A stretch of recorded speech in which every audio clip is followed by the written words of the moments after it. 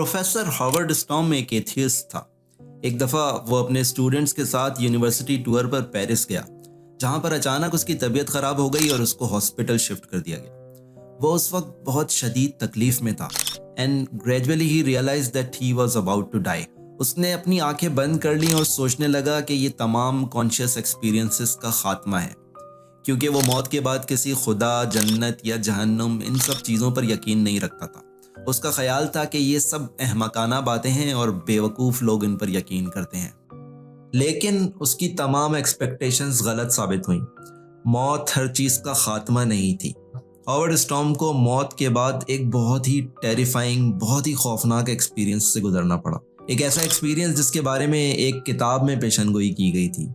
एक किताब जिसमें मरने के बाद पेश आने वाले वाक़यात के बारे में पेशनगोइयाँ की गई हैं। मैं बात कर रहा हूँ कुरान पाक की। लेकिन कुरान पाक में अल्लाह ताला क्या पेशनगोई करते हैं, इसकी तरफ मैं बाद में आऊँगा। पहले मैं आपको बताता हूँ कि हॉवर्ड स्टॉर्म अपने इस एक्सपीरियंस के बारे में क्या कहता है। इस एक्सपीरियंस के बाद हॉवर्ड स्टॉर्म ने एक किताब लिखी जिसका नाम था माई डिसेंट इनटू डेथ। उसके अलावा वो बहुत से शोज़ में अपेयर हुए, जहाँ पर अपेयर होकर उन्होंने अपने इस एक्सपीरियंस के बारे में तफसील से बताया है। इसके बाद के एक्सपीरियंस के बारे में हॉवर्ड स्टॉर्म यूँ बताते हैं। वो कहते हैं कि इसके बाद मेरी आंखें दोबारा खुली। मैं हैरान था कि मुझे तो मर जाना चाहिए था, मैं ज़िंदा कैसे हूँ। जब मैंने अपने बिस्तर के बराबर में देखा तो वहाँ मेरी बीवी बैठी हुई ज़ारो कतार रो रही थी। जब मैंने अपने बिस्तर की तरफ देखा तो मेरे जिस्म में खौफ की लहर दौड़ गई, क्योंकि बिस्तर पर मेरा मुर्दा जिस्म पड़ा हुआ था। मैं सोच रहा था कि अगर ये जिस्म मेरा है तो मैं कौन हूँ। इतने में मुझे कुछ अनजान लोगों की आवाज़ें आना शुरू हुई, जो कि मुझे अपनी तरफ बुला रही थी। मैं उन आवाज़ों के पीछे पीछे चलना शुरू हुआ। जब मैं उनके करीब जाने की कोशिश करता ताकि उनको आइडेंटिफाई कर सकूं तो वो धुएं में गायब हो जाते। मैं उसी धुएं में उनके पीछे पीछे पीछे चलता रहा। धीरे धीरे वो धुआं गहरे तारीक अंधेरे में तब्दील होने लगा। जब मैं उनसे सवाल पूछता मुझे कहाँ ले जा रहे हो, तो वो गुस्से में कहते चुप करके हमारे साथ चलते रहो। And gradually I realise that they were deceiving me. मैंने उनके साथ जाने से इनकार कर दिया, जिस पर उन्होंने मुझे मारते पीटते धक्के देकर आगे की तरफ धकेलना शुरू किया। मैं जंगलियों की तरह उनसे लड़ना शुरू हो गया, लेकिन वो मेरे हाथों और पैरों पर काटने लगे। धीरे धीरे मुझे ऐसा लगा जैसे वो मेरे जिस्म का गोश्त नोच रहे हैं। वो मेरे साथ ऐसे खेल रहे थे जैसे बिल्ली चूहे के साथ खेलती है।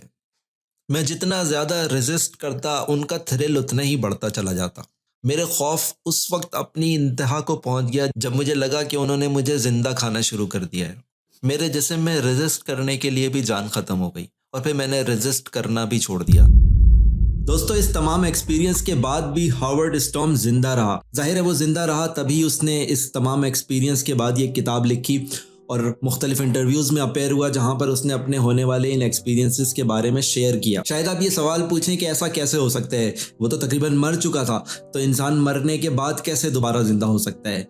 इस एक्सपीरियंस को नियर डेथ एक्सपीरियंस कहते हैं और हॉवर्ड स्टॉर्म वो पहला आदमी नहीं है जिसके साथ ऐसा एक्सपीरियंस हुआ, बल्कि अगर आप इंटरनेट पे जाकर यूट्यूब पर नियर डेथ एक्सपीरियंस लिखकर सर्च करें तो आपको बेशुमार ऐसे लोगों के वाक़यात मिल जाएंगे जिनको इस किस्म का एक्सपीरियंस हुआ और वो उसके बाद दोबारा ज़िंदा हो गए। लेकिन दूसरे तमाम लोगों का एक्सपीरियंस इससे काफ़ी मुख्तलिफ होता है। हॉवर्ड स्टॉर्म क्योंकि एक एथियस्ट था तो इस वजह से उसके साथ होने वाला एक्सपीरियंस काफ़ी मुख्तलिफ था। और जैसे मैंने पहले अर्ज़ किया था कि कुरान पाक में अल्लाह ताला ने एक पेशनगोई की है, तो सूरह अनफाल की आयत नंबर 50 में अल्लाह ताला ने काफिरों के लिए एक पेशनगोई की है।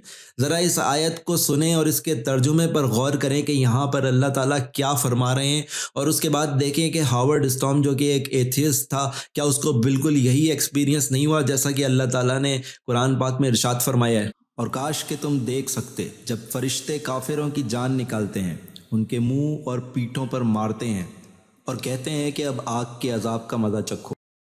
दोस्तों, नियर डेथ एक्सपीरियंसेस की बात हो रही है तो इसमें एक बहुत ही इंपॉर्टेंट नाम रेमंड मूडी का है, जिन्होंने आज से कई साल पहले एक रिसर्च की जिसमें उन्होंने 150 ऐसे लोगों के ऊपर रिसर्च की जिनको नियर डेथ एक्सपीरियंस हुआ था। और उन तमाम लोगों के एक्सपीरियंसेस एक दूसरे से बहुत मिलते जुलते थे। अगर उन सब के एक्सपीरियंसेस को मिलाकर एक बयान किया जाए तो उन सब का एक्सपीरियंस कुछ यूं था। जब मेरी तकलीफ अपने नुक्ताए उरूज पर पहुंची और मैंने महसूस किया कि मेरी जान मेरे जिस्म से निकल रही है। तब मैंने अपनी रूह को अपने कमरे की छत पर महसूस किया, जहाँ से मैं कमरे में होने वाले तमाम वाक़यात का मुशाहिदा कर सकता था, उनको देख सकता था। मैंने देखा कि मेरे बिस्तर पर मेरा मुर्दा जिस्म पड़ा है, जिसके आस-पास मेरे रिश्तेदार और डॉक्टर्स वगैरह मौजूद हैं। फिर मैंने अपने उन दोस्तों और रिश्तेदारों को देखा जो मुझसे कई साल पहले मर चुके थे और अब वो मेरा इस्तकबाल करने के लिए यहाँ मेरे कमरे में मौजूद थे। फिर मैंने अपने आप को अपने शहर में उड़ता हुआ महसूस किया, जहाँ मैं अपने शहर के ऊपर से उड़ता हुआ परवास करता हुआ किसी मकाम की तरफ जा रहा हूँ।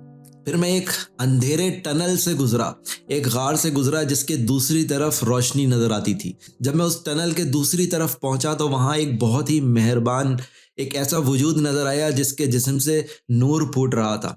फिर उस नूरानी वजूद ने मेरे साथ बैठकर मुझे मेरी ज़िंदगी की एक फ़िल्म दिखाई, जहां मैंने अपनी ज़िंदगी के तमाम पिछले पुराने वाक़यात को एक फ़िल्म की सूरत में देखा। और फिर उस नूरानी वजूद ने मुझसे कहा कि अभी तुम्हारे आने का वक्त नहीं हुआ, अभी तुमने दुनिया में बहुत से काम करने हैं, इसलिए तुम वापस चले जाओ। और उसके बाद यूं हुआ जैसे ये तमाम चीज़ें रिवर्स हुई। मैं दोबारा उसी गार से गुजरा, फिर मैं अपने कमरे में पहुंचा और मेरी रूह मेरे जिस्म में वापस पहुंच गई। यहाँ पर इन तमाम लोगों ने एक अहम बात की तरफ इशारा किया था, वो ये कि इन सब लोगों ने उस नूरानी वजूद के साथ अपनी ज़िंदगी को एक फ़िल्म की सूरत दोबारा देखा। न्यूरो साइंटिस्ट की एक टीम एक 87 साला 87 ईयर ओल्ड एपिलेप्सी के मरीज के ब्रेन वेव्स को मेजर कर रही थी। इत्तेफाक से इसी रिकॉर्डिंग के दरमियान उस शख्स को हार्ट अटैक हुआ और उसका इंतकाल हो गया।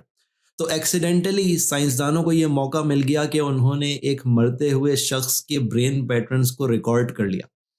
और इस रिकॉर्डिंग में उनको पता चला कि मरने से चंद लम्हे पहले, चंद सेकंड्स पहले इस शख्स के जहन ने इसकी तमाम पुरानी मेमोरीज को, जो कुछ भी इसके साथ हुआ था, उन तमाम मेमोरीज को रिकॉल किया था। ये एक तरह से साइंटिफिक कंफर्मेशन थी नियर डेथ एक्सपीरियंस की। जैसा कि नियर डेथ एक्सपीरियंस को फील करने वाले तमाम लोगों ने बताया था कि उन्होंने एक नूरानी वजूद के साथ अपनी ज़िंदगी को एक फ़िल्म की सूरत दोबारा रिवर्स होते हुए देखा। वही कुछ इन न्यूरो साइंटिस्ट ने, जब वो एक मरते हुए शख्स की ब्रेन रिकॉर्डिंग कर रहे थे, एक्सीडेंटली रिकॉर्ड कर रहे थे, वही कुछ उन्होंने उसके ब्रेन वेव्स के पैटर्न्स में भी देखा। और दोस्तों, इससे भी ज़्यादा इंटरेस्टिंग बात ये कि ये एक्सपीरियंस सिर्फ ऐसे लोगों के ऊपर नहीं हुआ जो कि देख सकते हैं, बल्कि एक रिसर्च में बहुत सारे ऐसे लोगों का भी इंटरव्यू किया गया जो कि देखने की सलाहियत से महरूम है और उनको भी नियर डेथ एक्सपीरियंसेस हुए। और इसमें हैरत अंगेज बात यह है कि जो शख्स पैदाइशी अंधा हो, जो कि पैदाइशी तौर पर ब्लाइंड हो, वो रोशनी को समझ ही नहीं सकता, उसका दिमाग रोशनी को समझने के काबिल नहीं होता। लेकिन फिर भी उन्होंने अपने साथ तमाम होने वाले एक्सपीरियंसेस को विजुअल फॉर्म में देखा और उन्होंने अपने साथ होने वाले एक्सपीरियंस को विजुअली डिस्क्राइब किया, जो कि डॉक्टर्स के मुताबिक भी बहुत हैरत अंगेज बात थी, क्योंकि डॉक्टर्स ये जानते हैं कि जो शख्स पैदाइशी अंधा हो वो रोशनी की नेचर को ही नहीं समझ सकता। ये तमाम एक्सपीरियंसेस ऐसे हैं जिनको हम अपनी मॉडर्न मटीरियलिस्टिक साइंस की रोशनी में बयान नहीं कर सकते, और इनको डिस्क्राइब करने के लिए हमें एक ऐसे रूहानी वजूद का ही सहारा लेना पड़ेगा जो कि हमारे इस मटीरियल मादी जिस्म से अलग है। तो दोस्तों, मेरी इस वीडियो के लिए इतना ही। अगर आप चाहते हैं कि मैं मज़ीद ऐसी वीडियोस बनाऊं तो अपने कमेंट्स में ज़रूर लिखिएगा, जिससे मुझे बहुत मदद मिलती है।